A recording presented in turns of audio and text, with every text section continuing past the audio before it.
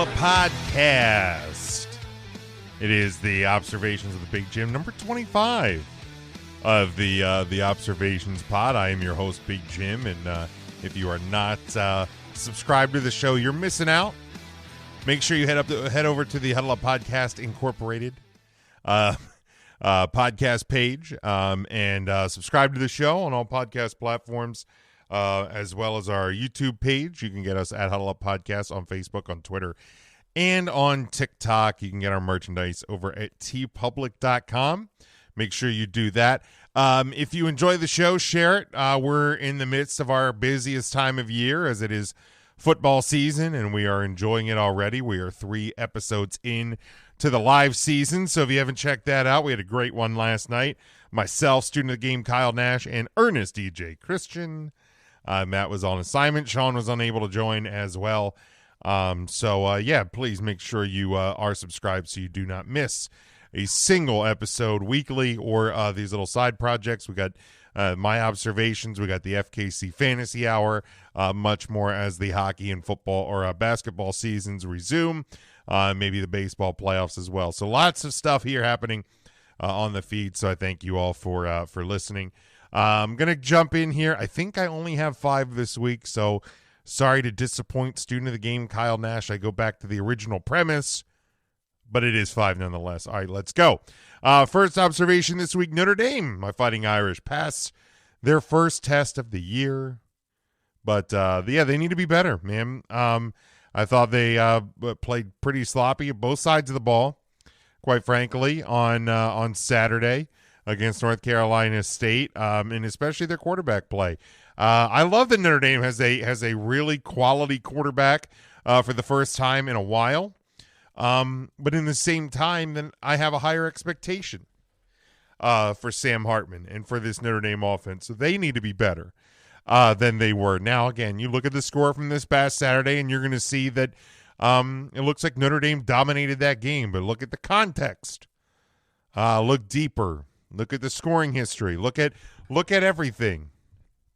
This game could have went ugly on Notre Dame. I'm glad it didn't. Maybe that's what this team might be under head coach Marcus Freeman, is the team that instead of blowing the game, they wake up and they finish the game and they finish big. But, you can do that against North Carolina State. You may be able to get away with that this Saturday against Central Michigan, but you have a short time to get better, because you're not going to be able to play poorly for 3+ quarters. And beat Ohio State on September the 23rd in South Bend. My second observation, the Cowboys, they make a big opening statement. Defense, as predicted,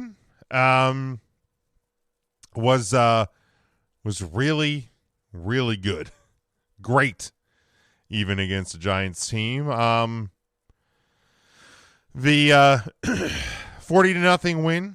Yes, 40-0 over the New York Giants, division opponent, New York Giants, 40-0. It's 1 week. The offense didn't get a chance to show much. Now they ran the ball pretty well. I like to see that, running the ball. But also, some issues. The tight ends apparently don't have hands for the Cowboys. Dak wasn't always the cleanest. Now there was quite a bit of heavy rain in East Rutherford, so that probably played into it a bit as well. But I think the Cowboys need to maybe be better on offense, but we'll see how that goes this week against the Jets, who also have a really good defense. And it's just one game. I'm happy the Cowboys won 40-0 over division rival, the New York Giants, but it's one game. It's 1 of 17. So if they don't continue to get better and play better and play well, then that 40-0 win over the New York Giants will mean nothing. Will mean nothing in the long run. Colorado fans, now you can get ready to sound the hater alarm or whatever you want to do. But the University of Colorado, the Buffaloes, beat Nebraska on Saturday. and their fans stormed the field. Man, I don't know. Am I like a hater of fun? If you think I'm a hater of fun because I think it's ridiculous that Colorado fans stormed the field after beating Nebraska, you can tweet at me at Big Jim Sports. Go ahead. But man, I don't get it. I get that there's excitement around the program. I get it. You've doubled your win total from a year ago, but it's Nebraska. They're not good. They're not good. Are you going to storm the field if they beat Colorado State this weekend? And why not? If you storm it against beating Nebraska, why not storm it when you beat Colorado State? And I say when you beat Colorado State because I don't think there's a chance that Colorado loses to Colorado State. They're going to be 3-0. And then Oregon happens. And then USC happens. And then later Utah happens. And there's some other bigger Pac-12 games in there. Are you going to storm the field for every win? Will it mean less when you do it if you beat USC? What happens if you get boat raced by Oregon? And then again by USC the next week? And maybe I'm a hater of fun. I don't know. I think it's a little strange to storm the field after beating Nebraska. NFL Week 1 is behind us. The Bengals were not good. The Eagles were not the most crisp they could have been after a Super Bowl loss. The 49ers looked great. The Steelers didn't look good. Are the Steelers bad, or were the Niners that good? Rams aren't tanking for Caleb Williams. We know that. Or at least we knew they didn't tank this week against the Seahawks. Nobody told the Rams that they were supposed to be 0-17 or whatever to get Caleb Williams and keep him in Los Angeles. But the biggest thing from Week 1 of the NFL is obviously the injury to Aaron Rodgers. The Jets fans, I'm sorry, man. What? Oh my goodness. I'm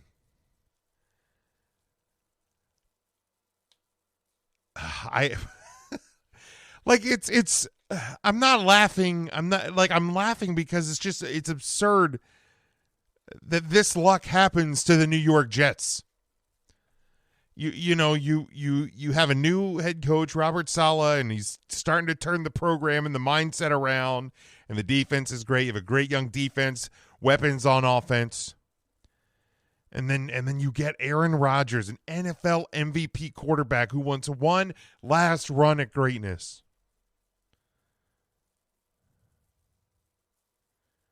And he comes out of his darkness retreat.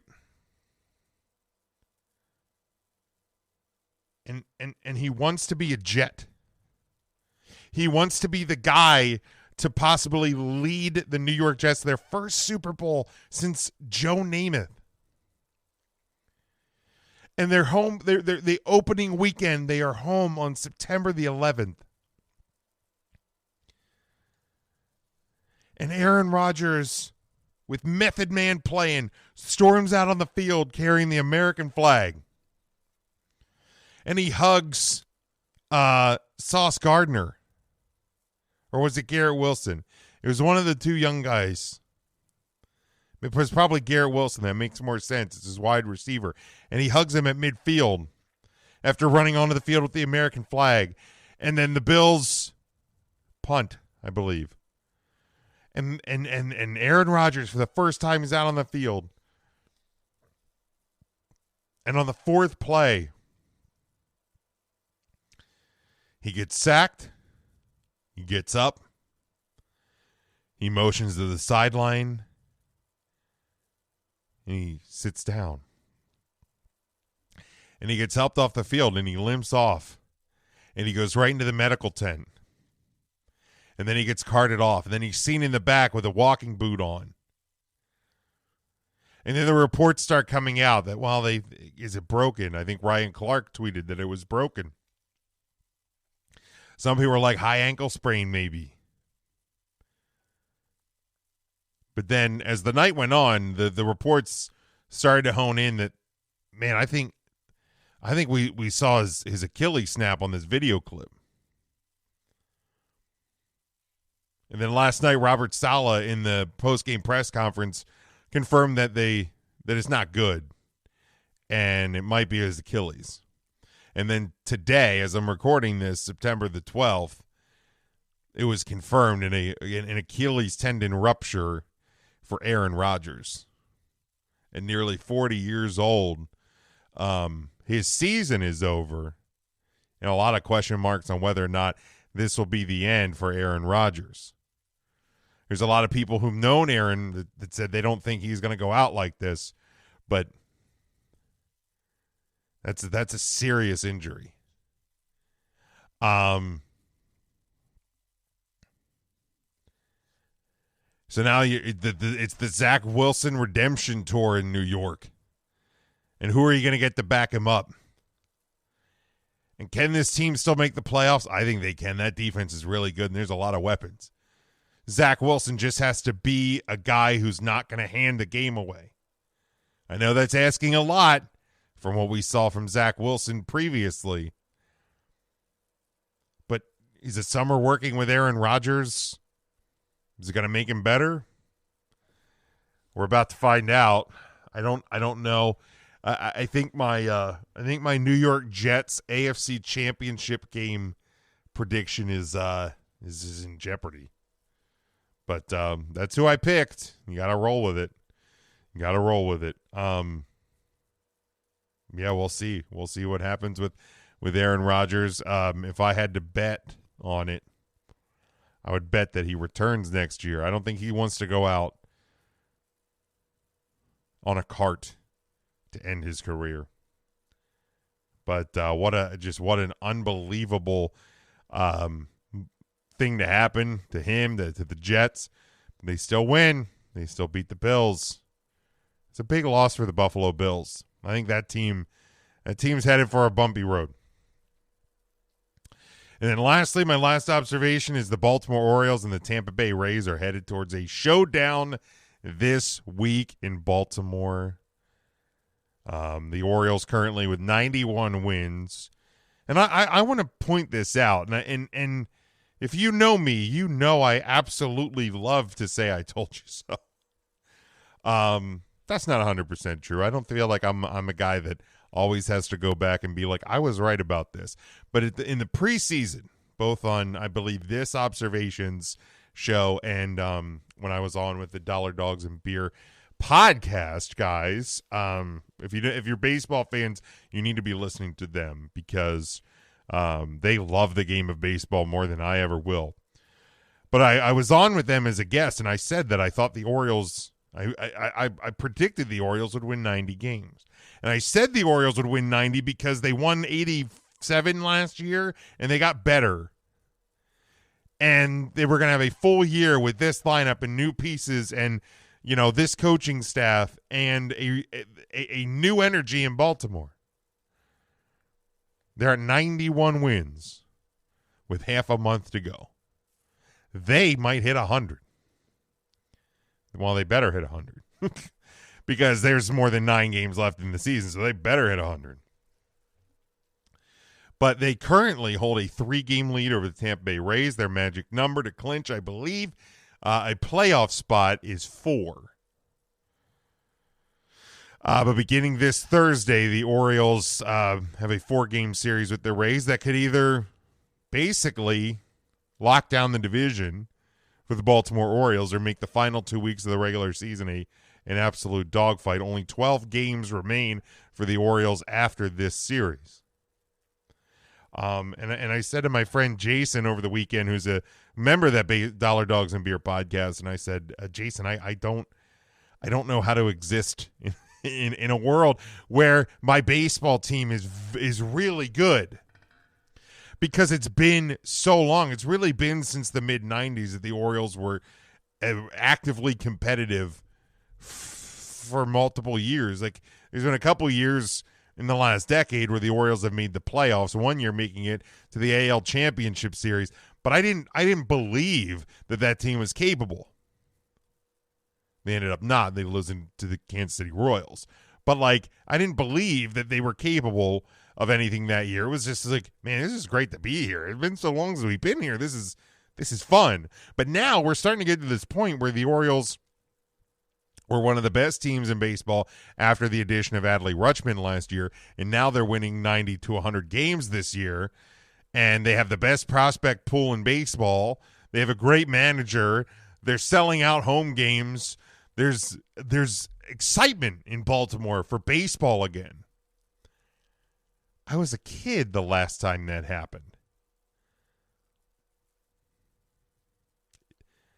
This was the fastest to 90 wins in franchise history. I don't know how to exist. I'm having fun. I love this team, but it's a little scary. I'm gonna figure it out, I hope. But let's go O's, and we'll see what this season series or weekend series against the Tampa Bay Rays brings. Maybe the Orioles will clinch a division this weekend. We will see.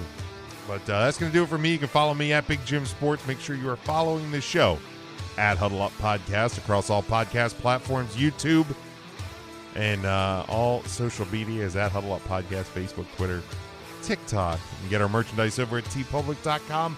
Until next week, stay safe, stay smart, and as always, go for the win.